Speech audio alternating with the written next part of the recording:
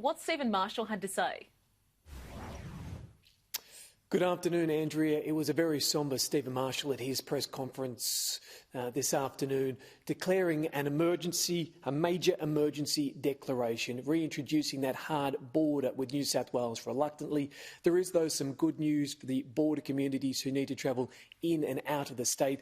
There will be a border permit placed for them, allowing them, for those living within 100 kilometres, they will still be able to travel freely in and out of the state. There will also be travel exemptions for those looking to travel through New South Wales but not stopping. Stephen Marshall, as I said, was very sombre during his press conference. Let's have a listen. This morning we have received advice that would suggest that we need to strengthen our border restrictions with New South Wales. This will have very few exceptions. Number one, if somebody is a returning resident of South Australia, if somebody is permanently relocating to South Australia, or those classes of essential traveller which we have documented in our directions. But apart from that, as of 1 minute past midnight tonight, we will be putting a hard border back in place with New South Wales.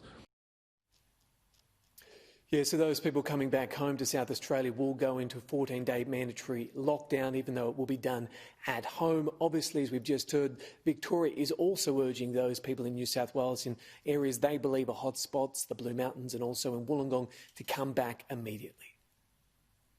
So as the public health team announced yesterday, Victorians who are in the area of the Wollongong local government area or the Blue Mountains local government areas have until midnight tonight to get back to Victoria. And if you are in that category, once you are back in Victoria, you need to get tested and you need to self-isolate for 14 days, regardless of the outcome of that test. And Jonathan, it's been revealed former Prime Minister Tony Abbott was investigated for a possible COVID breach. Yeah, Andrew, this was a strange moment in the New South Wales Gladys Berejiklian press conference where it was put to the police commissioner that Christina Keneally had actually complained about Tony Abbott and sought that he be investigated for a possible COVID breach. The question was asked and the police commissioner basically said that they'd looked into it, they'd investigated the matter, they'd spoken with Tony Abbott and he hadn't broken any rules because he was exercising. And at the time, with the restrictions that were in place, he hadn't done anything wrong. Let's have a close listen to what was said.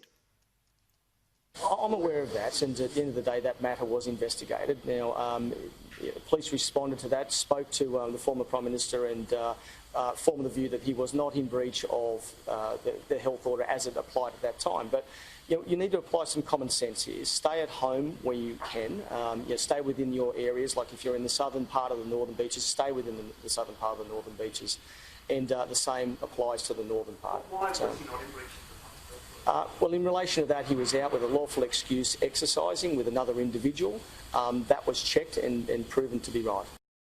Yeah, obviously Tony Abbott, the former MP for Warringah, and Christina Keneally, the former New South Wales Premier. No love lost between the pair there, and it goes to show that even during a pandemic, there's always room for some political point scoring.